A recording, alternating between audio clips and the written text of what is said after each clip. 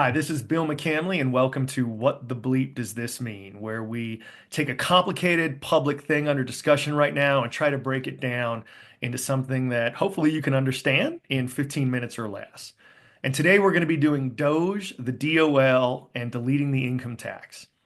Before I begin this, let me lay out my street cred a bit. I studied state and local tax policy at Harvard's Kennedy School of Government. I spent 6 years as a New Mexico state rep, the first four sitting on the Taxation and Revenue Committee, and the last two as chair of the House Labor and Economic Development Committee. I also served for over 2 years as the New Mexico Secretary of Workforce Solutions, which is the state labor department. And I only say all of that to say this. We should be very, very concerned about what is going on with the federal government, specifically the US Department of Labor. Last week, it was reported that Elon Musk and his Doge boys have set their eyes on the DOL, that employees were told that when Mr. Musk and his team visit the department, they are to do, quote, whatever they ask, not to push back, not to ask questions, and provide access to any DOL system they requested access to, and not to worry about any security protocols. Just do it. And a judge last week refused to block their access to this really important DOL data. Yes, I get it. These agencies are full of frustrating bureaucracy, and some of the programs can certainly be improved. But this unelected billionaire has made no secret he wants to just break everything. And if he goes as wild at the DOL as he has in other departments, you and people you know will be hurt. As secretary, it became really clear, really fast, that almost everything we did at the state was funded by the US government. Something like 80% of money came from DC, and President Elon's boys seem to be targeting departments they want to shut down.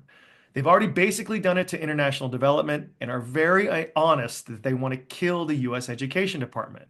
If they shut down labor, it is unclear how running state offices would actually work, leaving millions of people without the help they need when they need it the most.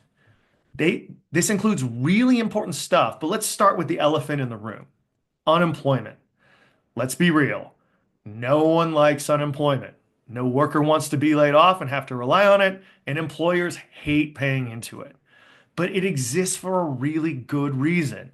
See, during the Great Depression almost 100 years ago, the unemployment rate jumped from 4% in 1929 to 25% in 1933. People were starving, desperate, and in need of help.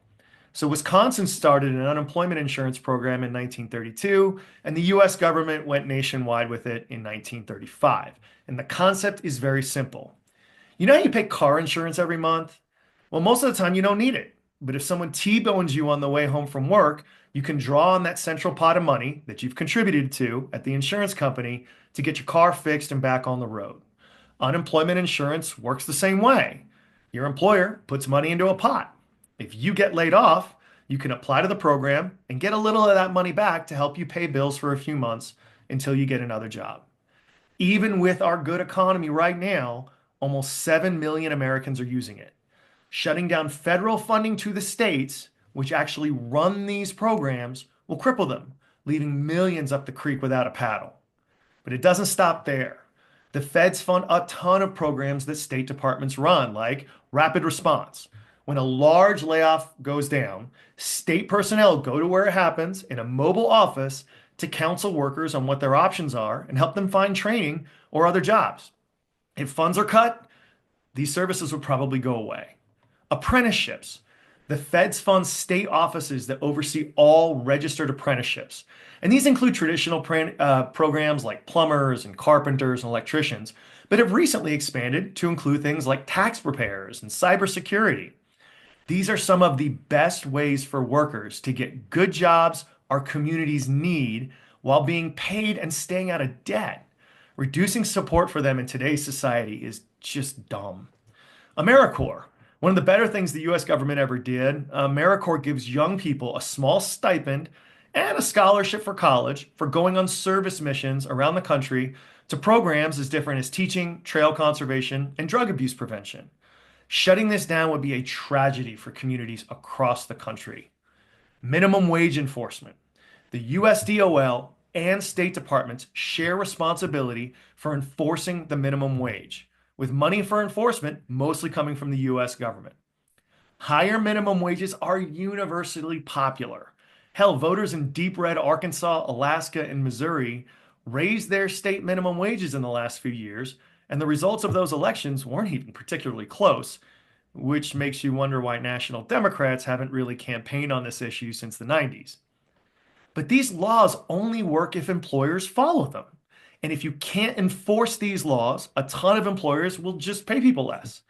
I once went after a Santa Fe restaurant owner who regularly stole from his employees, including disabled ones. He even called me J. Edgar Hoover in the paper. But without these efforts, these laws, they're not worth the paper they're written on, and Elon's work will make it much easier to frankly screw workers. And as bad as stopping all of these things would be, it's actually not the thing that scares me the most. That is that Elon's interns are poking around at the US DOL's Bureau of Labor Statistics. See, the BLS works with states to determine things like the unemployment rate and the consumer price index, which tells us how crazy inflation is. The workers here are neutral professionals, not political appointees, whose only job is to measure these things and report them as best they can. Those numbers can tell us what we need to do, like get more job training programs when unemployment is high, or lower interest rates when inflation is going down. The Elon and Vice President Trump asked all of the staffers, as well as every other government employee, to resign a couple of weeks ago. And if they are gone, and Elon's interns are able to access and control these systems, they could theoretically change how these numbers are calculated, depending on what is politically good for them. Think about it. If inflation and unemployment are high under the Elon Trump regime, but the department we trust to report those numbers lie about them, then we don't know the truth. And as CNN recently reported, Trump is already laying the groundwork for this by undermining the credibility of those professionals to just blame Biden.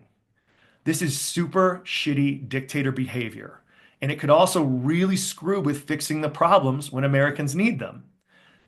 So if that's the case, why are President Musk and Vice President Trump doing this? The answer actually might really make you mad. See, Trump and his Project 2025 buddies have long had this fantasy about getting rid of the US income tax and replacing it with a nationwide sales tax. Income taxes are generally progressive, meaning, very simply, the more you make, the more you put into the system. Sales taxes, on the other hand, are regressive, meaning they actually hurt lower income people and working folks more because they take a larger portion from us than they do from billionaires. Think about it. Everyone, whether you flip burgers or own Tesla, has to buy food, gas, drugs, or whatever. That means if I make the minimum wage and buy a TV, the taxes I'm putting into the system are exactly the same as Elon would if he bought the same TV. And he has a lot more money left over after that purchase than I do. But with income taxes, we can ask those billionaires to pay a little bit more as a percentage of what they make. And that's why we have different tax brackets. Getting rid of the income tax and replacing it with a sales tax helps billionaires, plain and simple, at the expense of most people working regular jobs. Trump is on record as saying that he wants to take the United States back to 1896 when the US had no income tax. And his teammates at Project 2025 are pretty honest in saying this is where they want to go as well. But as I used to say on the tax committee, unicorns don't poop out coins at the end of a rainbow. There are no money trees. And as much as we love our Lucky Charms, pots of gold guarded by leprechauns aren't real. And even though they want to cut government, Elon and Vice President Trump still have to fund the military and other stuff like NASA, where Elon makes billions through his SpaceX contracts. So how do they make this work? It's actually pretty easy. Going back to Trump's 1896 plan, they do two things. First, cut all the programs for working people that don't benefit them. Get rid of the National Oceanographic and Atmospheric Administration. It's a big way to say NOAA, but that's where Americans get their weather forecasts from.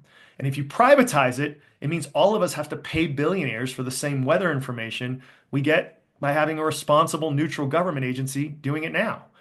Axe the Department of Education and all those school lunches, special education classes, and Pell Grants for university students they fund.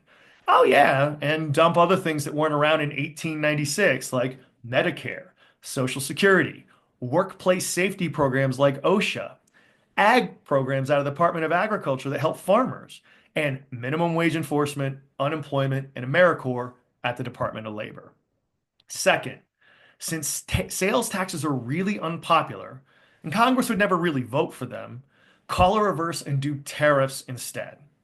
A national sales tax is really all a tariff is. It forces big businesses to pay more for things they get from other countries, and the increase goes to the government. Think car and phone parts, wood to build houses, and fruits and vegetables. Now, these businesses could eat the additional cost, but we all know that's not going to happen. In real life, they just raise prices for everyone buying their stuff. So taxes on stuff actually goes up, but Congress doesn't have to really vote on it and be unpopular. Does all this piss you off as much as it does me? Well, you can do something about it. First, think about hitting Elon where it hurts, in his wallet. The dude is not a government employee, but he still makes all his money from you anyway. So, do you have a X account? The more accounts there are, the more of your data and advertising he can sell. Why not try Blue Sky instead? It's like Twitter was before the Nazis and Russian bots took completely over anyway. And are you a journalist? Yeah, I know Twitter is still where it's easy to get a quote. But why not try to encourage the use of Blue Sky or Instagram or wherever else by quoting people from there as well? Do you want an electric car? Be like Europeans pissed off that Elon is backing all their new Nazi parties and don't buy a fucking Tesla. There are some other really great options out there to explore. Also, to the single fellas out there looking for a date with a woman, my dudes, that girl you meet is pretty likely to look at your Cybertruck as raising, and I quote, more red flags than a Mayday parade in Pyongyang. Translation, she probably won't go out with you. Next, call your US senator and representative and ask them to get DOGE to explore waste, fraud, and abuse in NASA contracts that Elon has. He wants to go after kids and farmers and sick people and workers. Well, make sure the same rules apply to his activities. Lastly, many local and state governments, like my home state of New Mexico, are looking at wireless internet options that include Elon's satellite Starlink system. Tell them you don't want dictator Wi-Fi and ask them to look at other options. Second, get out there and tell your stories. Did you get unemployment after being laid off, or did it help you get through COVID? Don't be shy about telling your friends, neighbors, and elected officials why it is important to you. Make sure you know how important the apprenticeship is, either to you or your kid who might be in it, and how it's benefiting them. Have you ever been subject to a business owner stealing your money by not paying minimum wages? Raise a ruckus that these rules need to be enforced. And also, remember, Elon and Vice President Trump are once again going after schools, scientists, and things like OSHA. So if you're a teacher, a researcher, or a worker that relies on safe workplaces, don't be silent. Third, do politics. Yeah, I know. You're sick of people telling you to give money or walk for candidates and vote. And trust me, I of all people know just how exhausting it is. But there is a saying from this old Greek dude named Pericles. Just because you do not take an interest in politics doesn't mean politics won't take an interest in you. If you're in Jersey or Virginia, your governors and legislators are up for re-election. And in Virginia, the attorney general is as well this year. These positions matter, and specifically, AGs across the country are playing a critical role in pushing back against all this dictator ball. In Wisconsin, Pennsylvania, and Louisiana, again this year, state Supreme Court seats are up, and court cases can help defend working people. And everywhere in the country, US representatives and Senate seats will be elected next year. It's not that far away. So let's get to it. You can make a difference by standing up and making your voice count. We can defend ourselves from these attacks, but only if we get off the sidelines and get in the game. In closing, thanks very much for listening to this. As always, if you have any questions, comments, feedback, or any kind of suggestions on where these things can go in the future, please don't hesitate to get in touch with me on social media where you might see this, or email me at whatthebleepdoesthismean@gmail.com. That's whatthebleepdoesthismean@gmail.com. Once again, I am Bill McCamley. Thank you so much for watching this, and good luck out there, everybody.